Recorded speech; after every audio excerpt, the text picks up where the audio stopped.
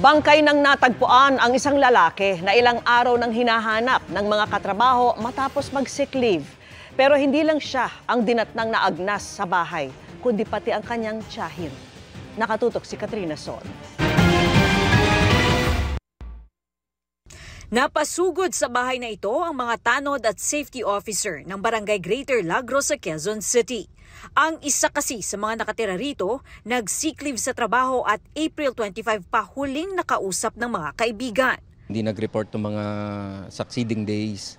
Kaya humingi ng tulong dito sa barangay na baka pwedeng puntahan sa bahay.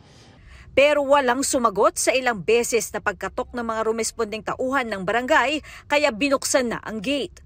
Mula sa bintana ay nasilip ang sitwasyon sa loob ng bahay at may umaalingasaw na raw na masangsang na amoy. Dinatnan nilang nakahiga sa sofa sa sala ang lalaking hinahanap ng mga kaibigan na edad 37. Naaagdas na siya, gayon din ang tiyahing 72 anyos na dinatnan namang nakadapa sa sahig sa kwarto. As per Soko, mas matagal na una yung lalaki, yung bata. Kasi mas decompose na siya. Patuloy na iniimbestigahan ng mga otoridad ang insidente.